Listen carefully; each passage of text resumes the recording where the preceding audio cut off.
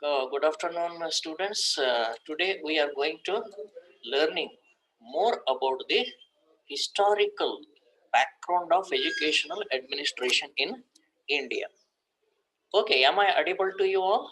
Is my share is screening? Is it visible to you? One of you please confirm me. Yes, sir. Kanti.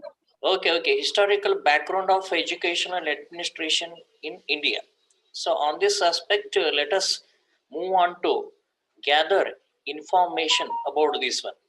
Okay, ಈ ಶೈಕ್ಷಣಿಕ ಆಡಳಿತ ವ್ಯವಸ್ಥೆ ಭಾರತದಲ್ಲಿ ಯಾವ ರೀತಿಯಾಗಿ ಬೆಳೆದು ಬಂತು ಅನ್ನೋದನ್ನ ಸ್ವಲ್ಪ ಮಟ್ಟಿಗೆ ನಾವು ಅದರ ಇತಿಹಾಸವನ್ನ ಕೆದಕೋಣ ಮತ್ತು ಅದರ ಬಗ್ಗೆ ಅಭ್ಯಾಸವನ್ನ ಮಾಡೋಣ.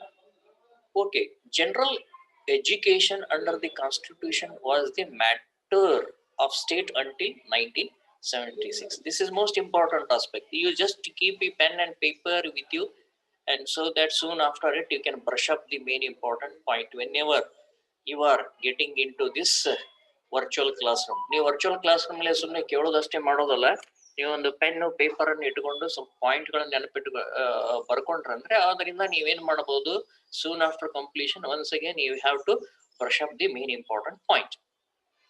ಈ ಸಾಮಾನ್ಯ ಶಿಕ್ಷಣ ಅನ್ನೋದೇನಾಗಿದೆ, ಸಂವಿಧಾನ ನಮಗೆ ಕೊಟ್ಟಿರ್ತಕ್ಕಂಥದ್ದು ಸಾಮಾನ್ಯ ಶಿಕ್ಷಣ 1976ರವರೆಗೂ ಕೂಡ ಒಂದು ರಾಜ್ಯ ಮಟ್ಟದ ಅಥವಾ ರಾಜ್ಯಕ್ಕೆ ಸಂಬಂಧಿತ ಅಥವಾ ರಾಜ್ಯಕ್ಕೆ ಸೀಮಿತವಾಗಿರ್ತಕ್ಕಂಥ ವಿಷಯವಾಗಿತ್ತು.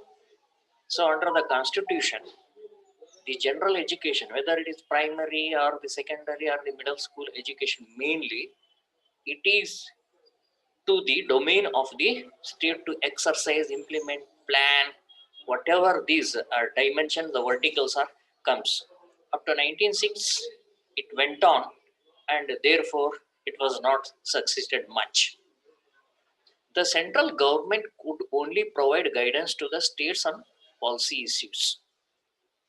Earlier what happened, it was the central government which mainly involved in the processes of guidance, and whenever the time arises, that time it has prepared a number of policy issues with the educational experts, and later on it guided to that of the schools or the states of the schools. In 1976 the constitution was amended to include education on the concurrent list. This is most important. In the educational what we call as paradigm shift majorly happens in the year of 1976 because of the amendment in the parliament. That happened because of the amendment. Earlier it was a state issue, and now it is a concurrent list. There are three lists that we can observe with respect to exercising the powers of this country. ಮೂರು ರೀತಿಯಾಗಿರ್ತಕ್ಕಂತಹ ಒಂದು ಪಟ್ಟಿಗಳನ್ನ ನಾವು ನೋಡ್ತಾ ಹೋಗ್ತೀವಿ. ಸಂವಿಧಾನ ಕೊಟ್ಟಿರ್ತಕ್ಕಂತಹ the constitution has given a exercises for the central government. You have to carry out the function on these issues. ಕೇಂದ್ರ ಸರ್ಕಾರ ಈ ರೀತಿ ಕೆಲಸ ಮಾಡಬೇಕು ಅಂತೆ ಕೇಂದ್ರ ಮಟ್ಟದಲ್ಲಿರ್ತಕ್ಕಂತಹ ಕೆಲವೊಂದು ಸಂಗತಿಗಳನ್ನ ಅಧಿಕಾರಗಳನ್ನ ಸಂವಿಧಾನ ಕೊಡಮಾಡಿದೆ. So in compliance to it, the government, central government is going to be exercising its power. This is one thing. And second one is a state list. The same constitution, the Indian constitution, has given empowered the state government to exercise on which issues, on which domain of the issues it has to exercise. ಅದೇ ಸಂವಿಧಾನ ನಮಗೆ ರಾಜ್ಯ ಮಟ್ಟಕ್ಕೆ ಏನ್ ಕೊಟ್ಟಿದೆ ಅಂದ್ರೆ, ಏನ್ ಹೇಳಿದೆ ಅಂದ್ರೆ, what it dictated was you have to exercise on these type of the issues. ಇನ್ನೊಂದು ಲಿಸ್ಟ್ ಬರುತ್ತೆ, ಕನ್ಕರೆಂಟ್ ಲಿಸ್ಟ್. ಕನ್ಕರೆಂಟ್ ಲಿಸ್ಟ್ ಅಂತಂದ್ರೆ ಏನಂತ ಹೇಳ್ತೀವಿ ಅಂದ್ರೆ, the both central as well as the state government together collaboratively they have to plan, execute, exercise, assess all the sum of the issues to make the our central government as a strengthening. ಈಗ ನೋಡ್ರಿ, for example ಈಗ ಏನಾಗಿದೆಯಪ್ಪ ಅಂತಂದ್ರೆ, ನೀವು ನೋಡ್ಬೋದು Bharat Pakistan, Bharat China, so ಈ ರೀತಿಯಾದ ಇಶ್ಯೂಗಳು ಬರ್ತಾ ಇದಾವೆ. ಹೌದಾ? ಇದನ್ನ ರಾಜ್ಯ ಸರ್ಕಾರಗಳು ಮಾಡೋದಿಲ್ಲ. ಇದು ದಿಸ್ ಇಶ್ಯೂಸ್ ರಕ್ಷಣೆಗೆ ಸಂಬಂಧಪಟ್ಟಂತೆ the issue of defense, it is majorly concerned to that of the central government. Understand my point? Majorly concerned to that of the central government. ಈಗ ಆರೋಗ್ಯ ಬಂತಪ್ಪ ಅಂದ್ರೆ ಅದನ್ನ ಯಾರು ಮಾಡಬೇಕು? The local government, the state government has to take the sole responsibility to plan, execute and exercise all these things. So ಹೀಗಾಗಿ ಕೆಲವೊಂದು ವಿಷಯಗಳನ್ನ ಸ್ಪಷ್ಟವಾಗಿ ಹೇಳಲಾಗಿದೆ. ಕೇಂದ್ರ ಮಾಡೋದು ಯಾವುದು, ರಾಜ್ಯ ಸರ್ಕಾರಗಳು ಮಾಡೋದು ಯಾವುದು ಅನ್ನೋದನ್ನ ಆಯಾ ರೀತಿಯಾಗಿ ನಡ್ಕೋಬೇಕು. But whenever the education listed under the concurrent list, concurrent ಅಂದ್ರೆ ಕನ್ನಡದಲ್ಲಿ ಸಮವರ್ತಿ ಪಟ್ಟಿ ಅಂತ ಹೇಳ್ತೀವಿ. ಸಮವರ್ತಿ ಪಟ್ಟಿ, ಈ ಸಮವರ್ತಿ ಪಟ್ಟಿಯಲ್ಲಿ ಯಾವಾಗ ಇದನ್ನ 1976ರಲ್ಲಿ ಸೇರಿಸಲಾಯಿತು, ಅವಾಗ ಏನಾಯ್ತು, the responsibility not only lies on the state, it lies on the central government.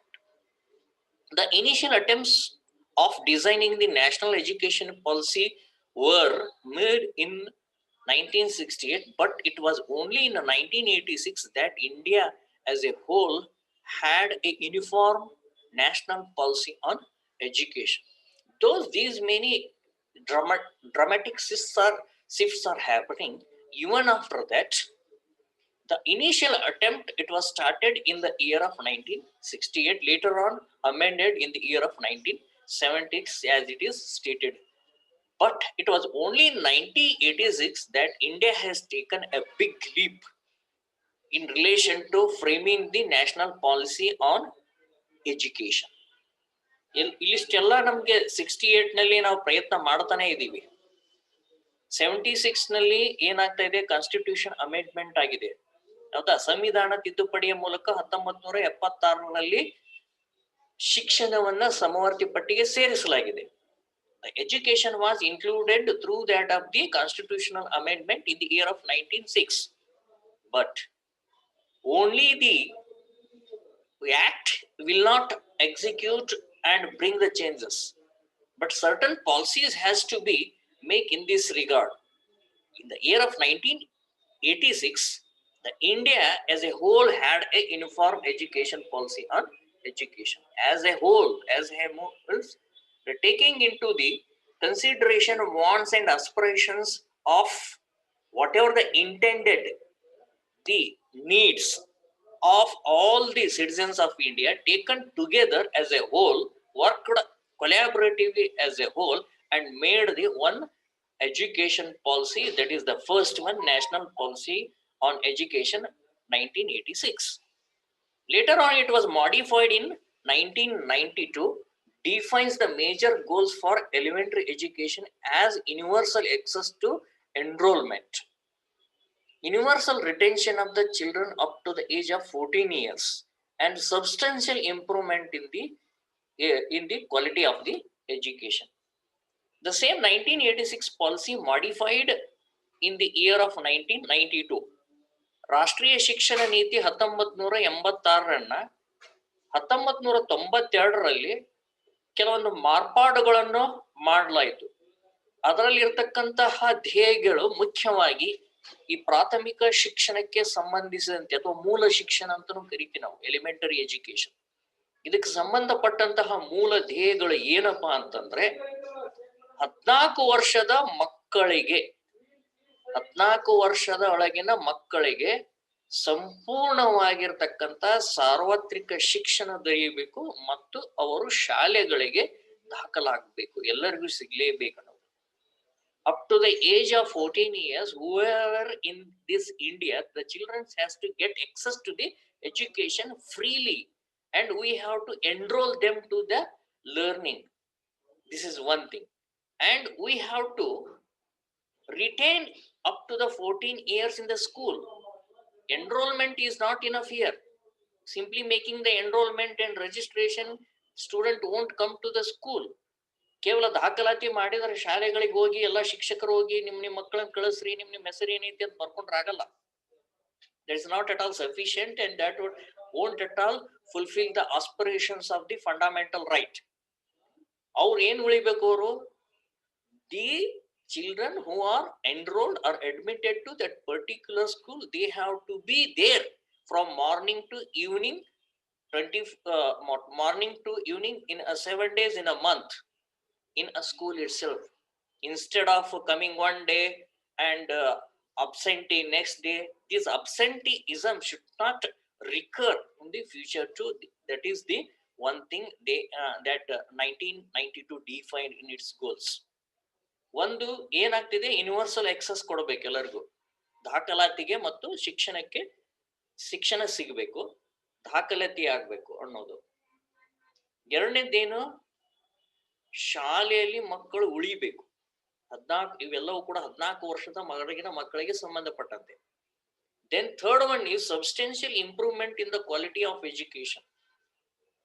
We have to not only admit, enroll, access the education to the students, we have to retain in the school, and later on we have to give the quality of the education to the students.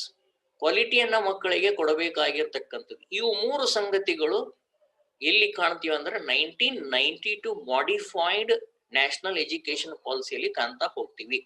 ಏನ್ 1986ರಲ್ಲಿ national education policy ಬಂತು, ಅದನ್ನೇ ತಿದ್ದುಪಡಿ ಮಾಡಿ ಕೆಲವೊಂದು ಬದಲಾವಣೆಗಳನ್ನ 1992ರಲ್ಲಿ ತರಲಾಯ್ತು. ಅದರಲ್ಲಿ ಪ್ರಮುಖವಾಗಿ 3 ಗೋಲ್ಗಳನ್ನ ಕಾಣ್ತೀವಿ. ಈ 3 ಗೋಲು ಯಾವುದನ್ನ ನಾನು ಇಲ್ಲಿವರೆಗೆ ಹೇಳಿದ್ದೀನಿ. Next one, education of 1992 also aims at co-actualization of the secondary education and greater use of educational technology. Co-actualization of secondary education. ಈ ಸೆಕೆಂಡರಿ ಎಜುಕೇಶನ್, ಪ್ರೌಢ ಅಥವಾ ಮಾಧ್ಯಮಿಕ ಶಿಕ್ಷಣ ಅನ್ನೋದು ಏನಾಗಿದೆಯಲ್ಲ, ಅದನ್ನ ನೈಜೀಕರಣಗೊಳಿಸಬೇಕಾಗೈತಿ, ಜಾರಿಗೆ ತರಬೇಕಾಗಿದೆ. 1992ರ ಶಿಕ್ಷಣ ನೀತಿ ಕೂಡ ಇದನ್ನೇ ಹೇಳ್ತಾ ಇದೆ. And greater use of educational ಟೆಕ್ನಾಲಜಿಯನ್ನು ತಂದು ಈ ತರನಾಗಿರ್ತಕ್ಕಂಥ, ಅಂದ್ರೆ ಟೆಕ್ನಾಲಜಿಗೆ ಹೆಚ್ಚಿನ ಒಂದು ಪಾತ್ರವನ್ನು ನೀಡಲಾಯಿತು. The role of the education technology embedded in the education of 1992 modified NEP policy. 92ರ ಶಿಕ್ಷಣ ನೀತಿ ಅದು ಯಾವಾಗ್ಲೂ ಏನು ಒಂದು ಗುರಿಯನ್ನಾಗಿಟ್ಟುಕೊಂಡಿದೆ ಅಂತಂದ್ರೆ, ಶೈಕ್ಷಣಿಕ ತಂತ್ರಜ್ಞಾನವನ್ನ ನೈಜವಾಗಿ ಮಾಧ್ಯಮಿಕ ಶಿಕ್ಷಣದಲ್ಲಿ ಜಾರಿಗೆ ತರಬೇಕಾಗಿದೆ ಅಂತಕ್ಕಂಥದ್ದು. The policy has been accompanied by several programmes such as the district primary education programme. This is called as DPEP. ಇದು ಬಹಳ ಮುಖ್ಯವಾಗಿದೆ, ಬಹಳಷ್ಟು ಜನರಿಗೆ ಗೊತ್ತಿದೆ, ಹಿಂದಿದ್ದ ಶಿಕ್ಷಕರು ಕೇಳಿದ್ ಹೇಳ್ತಾರೆ ಅವರು. ಸಾಕಷ್ಟು ಕಾರ್ಯಕ್ರಮಗಳನ್ನ DPEP ಮೂಲಕವಾಗಿ ಜಾರಿಗೆ ತರಲಾಯಿತು. This DPEP was launched in the year of 1994. ಇವೆಲ್ಲ major milestones in the educational fields across the India soon after NEP policy implementation. ಇವೆಲ್ಲ ಬಹಳ ಪ್ರಮುಖ ಆಗ್ತಾ ಹೋಗ್ತಾವು. ನೀವು ಹಿಸ್ಟಾರಿಕಲ್ ಡೆವಲಪ್ಮೆಂಟ್ ಗಳನ್ನ ನೀವು ಸ್ವಲ್ಪ ಅರ್ಥ ಮಾಡ್ಕೋಬೇಕಾಗ್ತೈತಿ. You have to comprehend thoroughly the programmes whatever launched by the central government since its independence. So whatever these prime and apex programs, so that we have to come to know it. Here DPEP, it was established, launched in the year of 1994. 1994ರಲ್ಲಿ ಈ DPEP ಕಾರ್ಯಕ್ರಮ, ಜಿಲ್ಲಾ ಪ್ರಾಥಮಿಕ ಶಿಕ್ಷಣ ಕಾರ್ಯಕ್ರಮ DPEP, ಇದನ್ನು 94ರಲ್ಲಿ ಜಾರಿಗೆ ತರಲಾಯಿತು. And the National Campaign of Education for All launched in 2001. Sarva Shikshana Abhiyana, this is popularly known, and this is very much access to all the children. Sarva Shikshana Abhiyana, ಇದು ಒಂದು ಏನಾಯ್ತಪ್ಪ ಅಂದ್ರೆ ಒಂದು ರಾಷ್ಟ್ರದ ಅಭಿಯಾನವಾಗಿ ಶಿಕ್ಷಣ ಎಲ್ಲರಿಗೂ ಅಂತಕ್ಕಂತಹ ಉದ್ದೇಶವನ್ನು ಇಟ್ಟುಕೊಂಡು 2001ರಲ್ಲಿ ಜಾರಿಗೆ ತರಲಾಯಿತು. ಸರ್ವ ಶಿಕ್ಷಣ ಅಭಿಯಾನವನ್ನ, ಶಿಕ್ಷಣ ಎಲ್ಲರಿಗೂ ಅಂದ್ರೆ up to the age of 14, 14 ವರ್ಷದ ಮಕ್ಕಳು ಯಾರಿದ್ದಾರೆ ಅವರೆಲ್ಲರಿಗೂ ಒಂದು ಫ್ರೀ ಆಗಿರ್ತಕ್ಕಂಥ, ಒಂದು ಕಡ್ಡಾಯವಾಗಿರ್ತಕ್ಕಂಥ ಶಿಕ್ಷಣ ಅವರಿಗೆ ದೊರಕಬೇಕು ಅನ್ನೋದು ಇದು ಒಂದು ಕಾರ್ಯಕ್ರಮ ಆಗಿತ್ತು. Another flagship program launched by the Indian government is universalization of secondary education. So this is most important. Earlier only the universalization of the primary education was launched by the respective state as well as the central government through their collaborative efforts.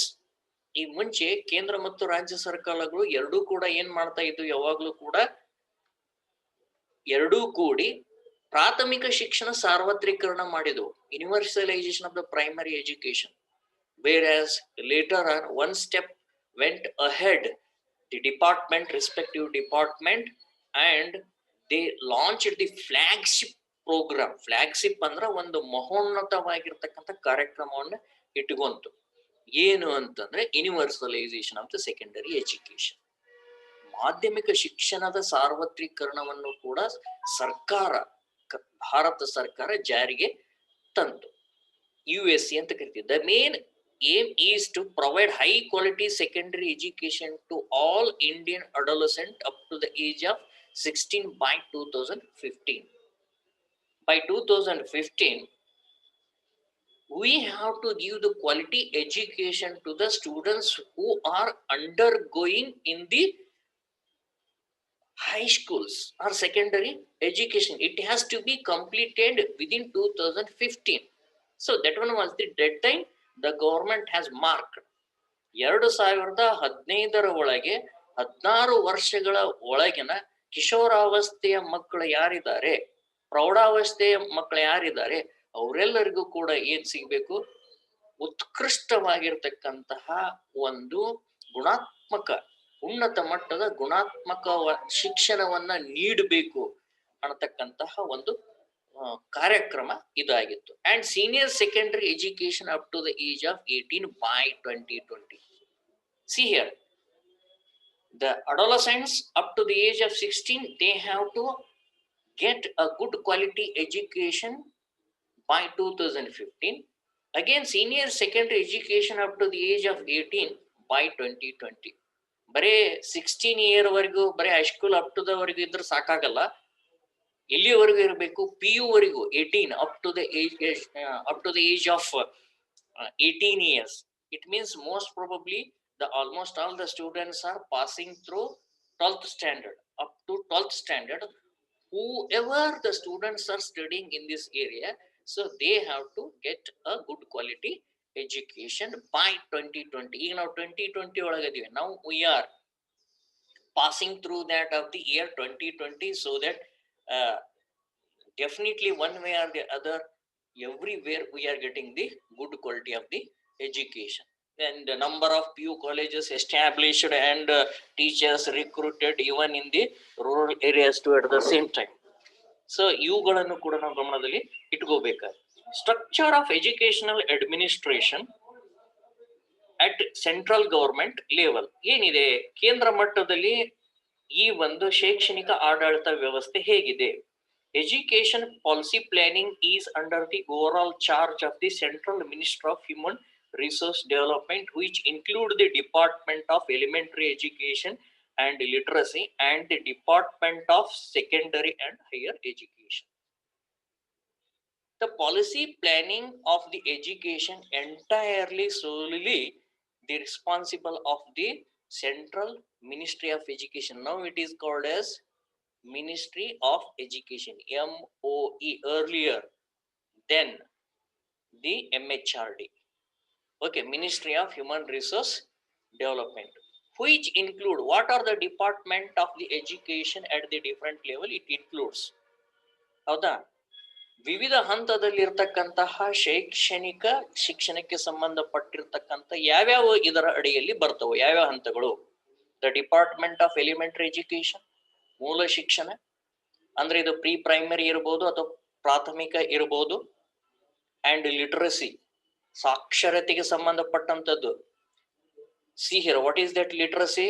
even after passing the SSLC or after the age of 25 years, 30 years, even after 40 years, those who are illiterate, the certain programs launched by the central government as well as state government, they have to make even the illiterate adults to make them as a literate persons.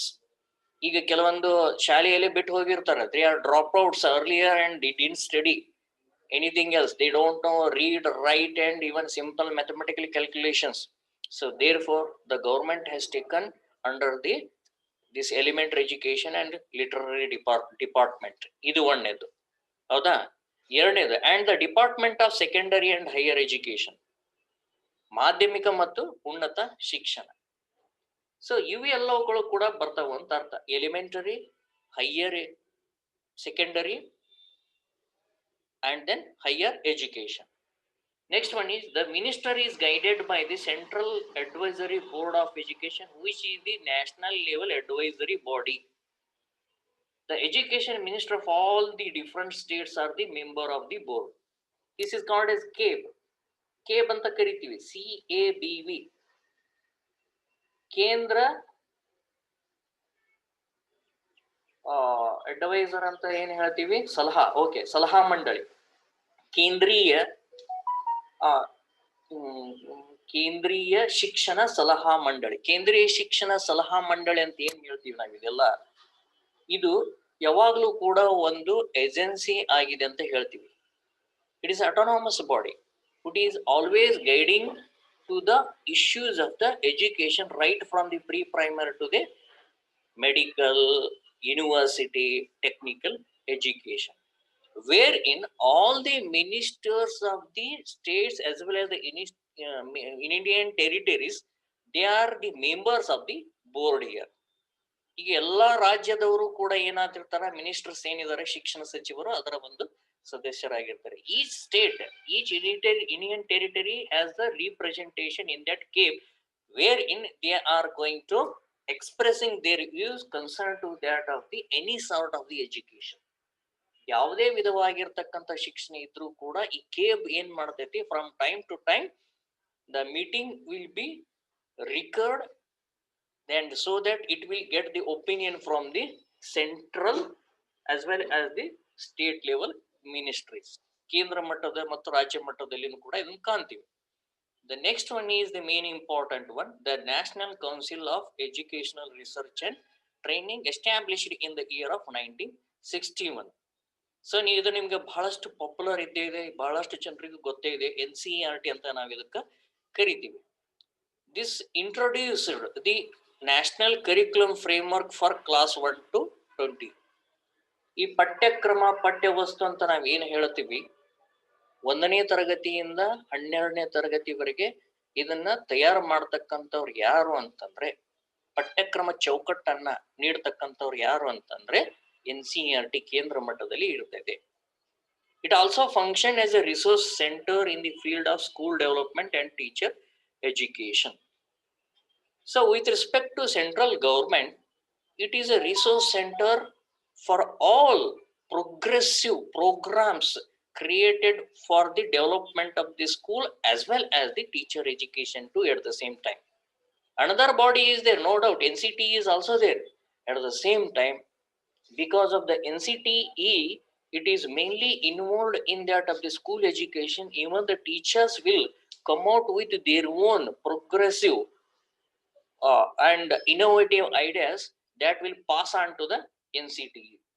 ಈ NCERT ಅಲ್ಲಿ ಕೆಲಸ ಮಾಡ್ತಕ್ಕಂಥ ಎಲ್ಲ ಶಿಕ್ಷಕರು ಏನಿರ್ತಾರಲ್ಲ, ಅವರೆಲ್ಲ ಏನ್ ಮಾಡ್ತಾ ಹೋಗ್ತಾರೆ, it is a agency, it is A body, and it will collect all the information and prepares the resource centers at a different levels across the India, and they will involved in the school development as well as in the teacher education. Not only in the school development, ಬರೀ ಶಾಲಾ ಶಿಕ್ಷಣ ಅಷ್ಟೇ ಅಲ್ಲ, ಅವ್ರ ಶಿಕ್ಷಕರ ಶಿಕ್ಷಣದಲ್ಲಿಯೂ ಕೂಡ, ಅವ್ರ ತರಬೇತಿಗಳಲ್ಲಿಯೂ ಕೂಡ ಏನಾಗ್ತಾರೆ, ಬಹಳಷ್ಟು ಪಾತ್ರವನ್ನ ವಹಿಸ್ತಾರೆ. Because the school education and the teachers, they always go hand in hand. ಅವೆರಡು ಬಿಟ್ಟು ಇರೋದಕ್ಕೆ ಸಾಧ್ಯ ಆಗೋದಿಲ್ಲ. The State Council of Educational Research and Training are the foremost institution of research and development in all the states. Like NCERT, each state has its own SCERT department. In our Karnataka, it is called as DSERT. ಕೇಂದ್ರ ಮಟ್ಟದಲ್ಲಿ NCERT ಇದ್ರೆ ರಾಷ್ಟ್ರೀಯ ಶಿಕ್ಷಣ ಸಂಶೋಧನಾ ಮತ್ತು ತರಬೇತಿ ಮಂಡಳಿ ಅಥವಾ ಪರಿಷತ್ ಅಂತ ಹೇಳ್ತೀವಿ. ರಾಜ್ಯ ಮಟ್ಟದಲ್ಲಿ ಏನಂತ ಹೇಳ್ತೀವಿ ಅಂತಂದ್ರೆ ರಾಜ್ಯ ಶಿಕ್ಷಣ ತರಬೇತಿ ಮತ್ತು ತರಬೇತಿ ಸಂಶೋಧನೆ ಮಂಡಳಿ ಅಂತ ಹೇಳ್ತೀವಿ. ಶಿಕ್ಷಣದ ತರಬೇತಿ ಸಂಶೋಧನಾ ಮಂಡಳಿ ಅಂತ ಹೇಳ್ತೀವಿ. ಇದು ರಾಜ್ಯ ಮಟ್ಟದಲ್ಲಿ ಪ್ರಮುಖವಾಗಿ ಕಾರ್ಯವನ್ನ ನಿರ್ವಹಿಸ್ತೈತಿ. Mainly in relation to the development and progress of the research and development concern to school education. At the secondary level, school boards at state level affiliate schools and set examination standard in accordance with the national framework. ಎಲ್ಲ ರಾಜ್ಯದವ್ರು ತಮ್ಗೆ ಹೇಗ್ ಬೇಕೋ ಹಾಗೆ ಮಾಡೋದು ಹಾಗಿಲ್ಲ. ಈಗ ಏನಿದಾವು standard operating systems ಅಂತ ಒಂದು SOP ಅನ್ನುವಂಥದ್ದು ಬಂದ್ಬಿಟ್ಟಿದೆ ಎಲ್ಲ ಕಡೆನೂ ಕೂಡ.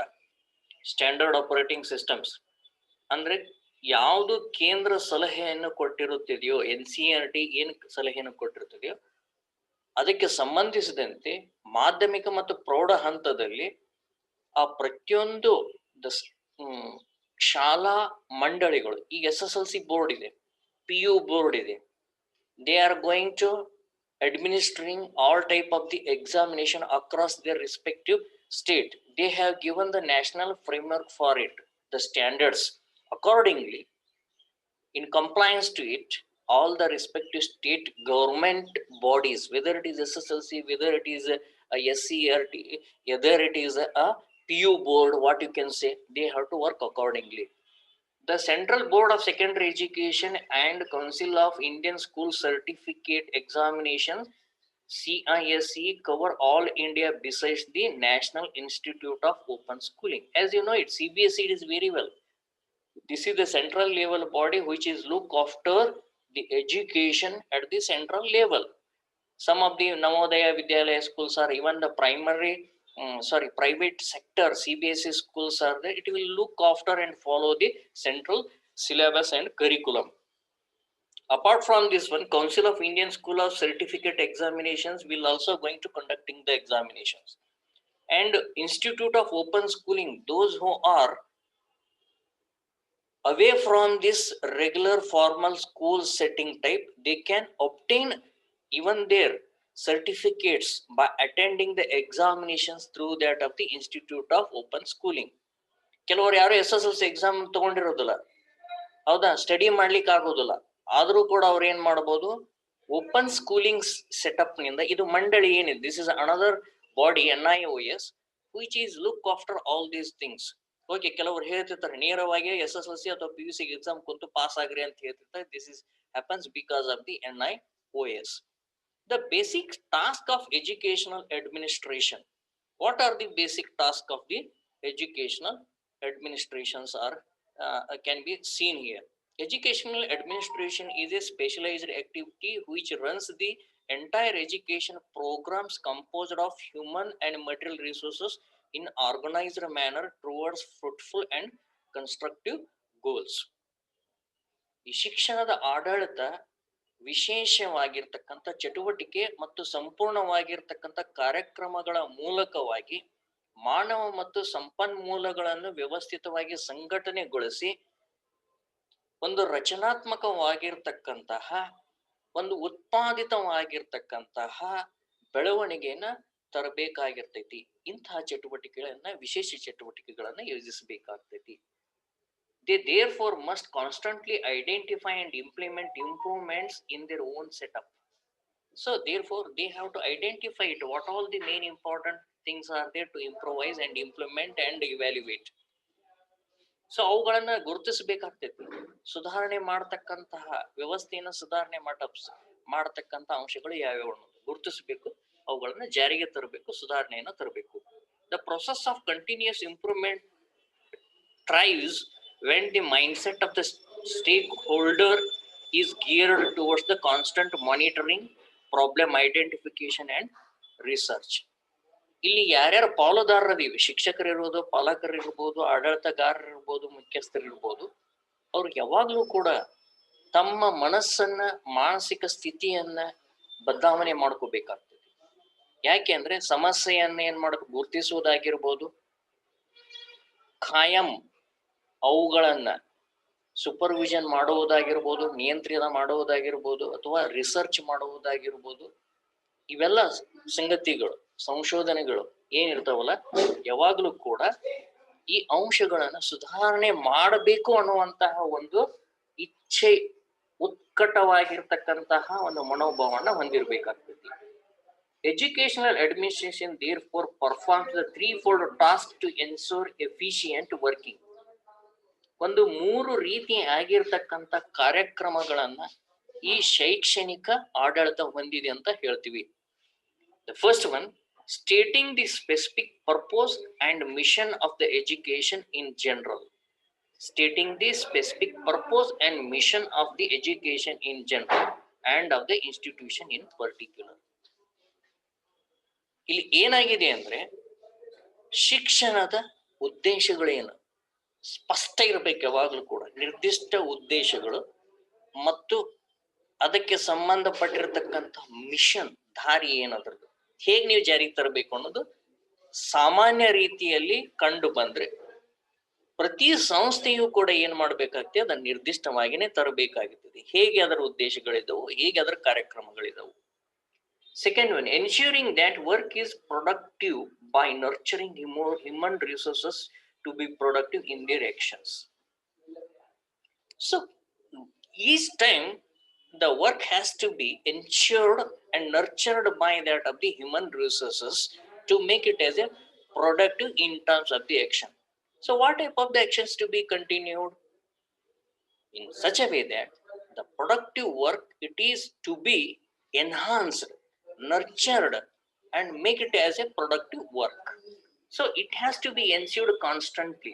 ಖಚಿತಪಡಿಸ್ಕೋಬೇಕು ನಾವು ಯಾವಾಗ್ಲೂ ಇಲ್ಲಿ ಕಾರ್ಯಕ್ರಮಗಳು ಏನದವು ಅದು ಇನ್ನೂ ಉನ್ನತ ಮಟ್ಟಕ್ಕೆ ಹೋಗ್ಬೇಕಾಗಿತ್ತಪ್ಪ ಅಂದ್ರೆ ಮಾನವ ಸಂಪನ್ಮೂಲಗಳನ್ನ ಹ್ಯೂಮನ್ ರಿಸೋರ್ಸ್ ಅನ್ನ ಬಳಸ್ಕೋಬೇಕಾಗ್ತೈತಿ. They have to use, nurture, enhance all the human resources in such a way that whatever the actions are of the stakeholders, they should be very productive. In designing and maintaining an environment in which individuals work together in groups efficiently to accomplish the goal. So therefore here what they have to do here, each person in the group, they have to design and maintain the environment. There should be a good cordial environment to be set up within that of the whatever the system arises. Okay, then only the through their efficiency, through their work, the each one's that thriving attitude and maintaining and designing a very good cordial environment, whatever the predetermined goals are there, they will be efficiently accomplished.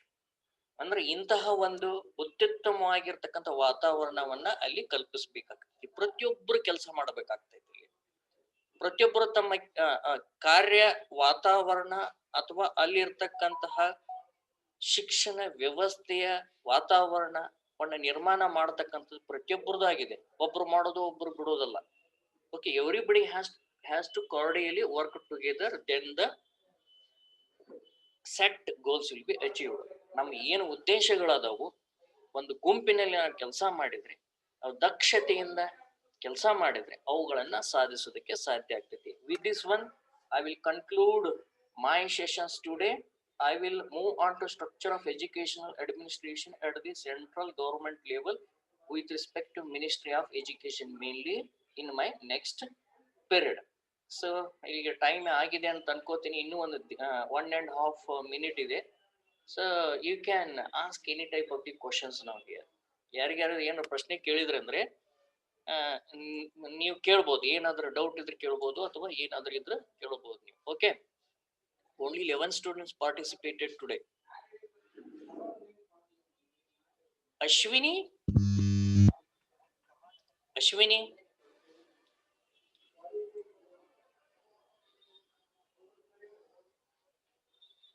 Ashwini ಅವರೇ ಕೇಳಿಸ್ತಾ ಇದೆಯಾ ನಾನು ಮಾತಾಡಿದ್ದು?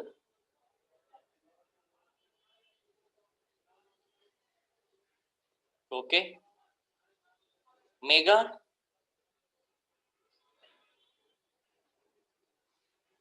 ಸುಮ್ಮನೆ on ಮಾಡಿಟ್ಟು ಹೋಗ್ತಾರೆ. ನಾಳೆ ಮಾತಾಡ್ತೀನಿ ಅಶ್ವಿನಿ ಅವ್ರಿಗೆ. ಸುಮ್ಮನೆ ಅಟೆಂಡೆನ್ಸ್ ಕೊಡಲ್ಲ ನಾನು ಹಿಂಗಿದ್ರೆ. ಸರ್ ಅದೇನ್ ಸರ್, ನಾ ಮೇಘಾ ಸರ್. ಹೇಳ್ರಿ, ನಾವ್ ಏನ್ ಕಲ್ತಿದೀವಿ? What we learn in this period? You just take a few points. ಎಲ್ಲಿಂದ ಸ್ಟಾರ್ಟ್ ಮಾಡಿದ್ವಿ? Administration sir. ಅದೇ ಏನು ಪಾಯಿಂಟ್ಸ್, ಯಾವ ಅಡ್ಮಿನಿಸ್ಟ್ರೇಷನ್ ಎಲ್ಲಿಂದ ಸ್ಟಾರ್ಟ್ ಮಾಡಿದೆ? 1968 ಅನ್ನೋದು ಬಂತಾ? ಹಾ ಸರ್. ಏನಾಯ್ತು ಅಲ್ಲಿವರೆಗೂ? ಏನಿತ್ತು? 76 ಅಥವಾ ಯಾವ್ದದು 74 ಏನೋ ಬಂತಲ್ಲ ಒಂದು, ಏನದು ಯಾರು ಹೇಳ್ತೀರಿ?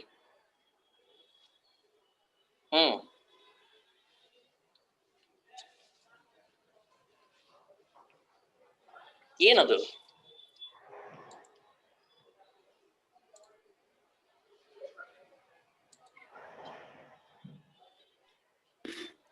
ಸೊ 1986 ಒಳಗ ಯೂನಿಫಾರ್ಮ್ ಅಂದ್ರೆ ಮೀನ್ಸ್ ಎಲ್ಲಾ ಇದಕ್ಕೂನು